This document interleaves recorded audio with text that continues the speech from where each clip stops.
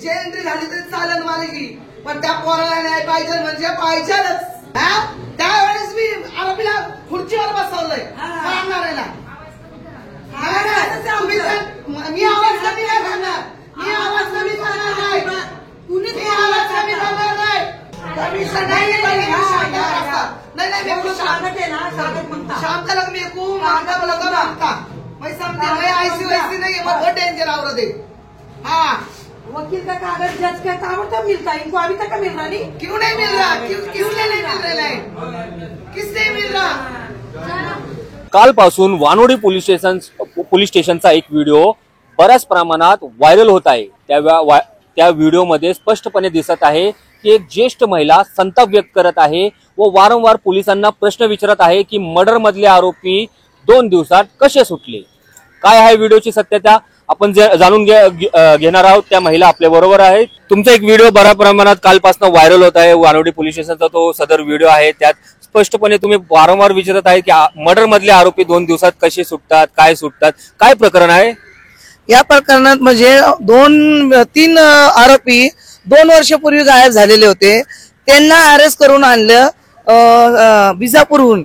पण तिथून आणल्यानंतर त्यांच्या घरच्यांना ना माहिती दिली, ना त्यांना लेटर पाठवलं, ना त्यांना काही सुविधा दिली. म्हणजे नाही का त्यांना काही सांगितलं नाही का आम्ही आरोपीला धरलंय, काय आरोपीला पकडून आणलेलं आहे, तुम्ही या त्यांना भेटा, या काय करा. 2 वर्ष म्हणजे 2023 ला तुमच्या मुलाचं मर्डर झालं.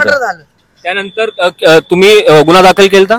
गुन्हा दाखल म्हणजे त्याचा मर्डर झाल्यानंतर स्वतः पोलीस लोकांनी गुन्हा दाखल केलेला आहे 16 तारखेला. आणि त्याच्यानंतर ही कारवाई केली. कारवाई केल्यानंतर त्यांनी फक्त 6 जणांना अरेस्ट केले, बाकी जण फरार होते. त्याच्यातल्या एक व्यक्तीला त्याचं काय आजार होतं, त्याच्यामुळे त्याला जामीन भेटली आणि दुसऱ्याला बी जामीन भेटली आणि 3 आरोपी पळालेत. त्याच्यानंतर सगळे जण 9 जण होते. हे जे 3 आरोपी आता जे सुटले ते तब्बल 2 वर्षानंतर पोलिसांना भेटले का. 2 वर्ष म्हणजे त्याच्यामध्ये आता 2.5 वर्ष झाले. 2.5 वर्षानंतर ते भेटल्यानंतर पोलीसचं काय काम आहे, पहिले आई वडिलांना दाखवायचं का बाबा, फिर्यादीला कळवायला लागतं का बाबा हे असे आरोपी आम्हाला भेटलेले, तुम्ही येऊन भेटा. हे फिर्यादी म्हणजे तुम्ही लोक जाणून घ्या का आम्ही धरलेले ते.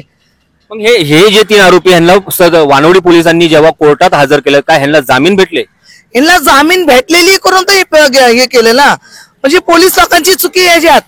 म्हणजे ह्या लोकांनी सगळा प्लॅन केल्यानंतर ह्याला हाजीर केलं. हाजीर केल्यानंतर म्हणजे हाजीर कसं करतात काय, म्हणजे पैसे कमिशन वगैरे म्हणजे काहीतरी पेटी तुम्हाला दिली असेल तेव्हा तुम्ही हाजीर केली ना. पेटी दिल्यानंतर तर पोलीस लोक या वकील जज मॅनेज होतात. अशामुळे मॅनेज होत नाही. म्हणजे एवढा मर्डर करण्याला आरोपी 3 वर्ष म्हणजे 2.5 वर्ष फिरतोय आणि तुम्ही त्याला डायरेक्ट आणून हाजीर करताय, लगेच जामीन बी देताय तुम्ही. त्यांच्या आई वडिलांना माहित नाही, घरच्यांना माहित नाही. कोर्टाने कुठल्या मुद्द्यावर ह्यांना नक्की जामीन दिलेले, कोणत्या मुद्द्यावर दिले ते आम्हाला माहित नाही ना. अगर मध्ये मुद्दा माहित पडला असताना मला तर मी डायरेक्ट पोलिसांना, मी कालपासून तेच पोलिसला म्हणते तुमच्या जजनी कोणत्या मुद्द्यावर सोडलं त्यांना. नाही तर आम्हाला हे त्यांना सस्पेंड करावं लागेल. आम्ही वारंवार आंदोलन घेऊ, वारंवार प्रेस रिपोर्टर बोलवणारे, मीडियामध्ये जाणारे, पेपरमध्ये जाणारे बातमी ही का तर आम्ही आता 2 वर्ष 2.5 वर्ष खूप बसलेलो. आता आम्ही काय बसणार नाहीये. त्यांना तोपर्यंत सजा भेटणार नाही, तर त्यांना जन्मठेप भेटणार नाही, तोपर्यंत आम्ही शांत बसणार नाहीये. क्या अपील करना चाहोगे. वो लोग को सजा मांगता हो. हम लोग कंप्लेंट देने को जा रहे थे तो अकबर ने बोला 16 तारीख को झगड़ा. कौन है ये अकबर. अकबर हमारे वहाँ का उधर के बस्ती बेकाचे अकबर शेख. तो उसने बोला कंप्लेंट दी उनको, मैं मिटा के लेता. उसने मिटाने के वास्ते में बुलाया, फोन करा, मेरे आदमी को फोन करा कि तुम आओ अपन मिटा के लेंगे बोल के. 1 दिन पहले हम लोग कंप्लेंट दे रहे थे. 16 तारीख को हम लोग कंप्लेंट दे रहे थे.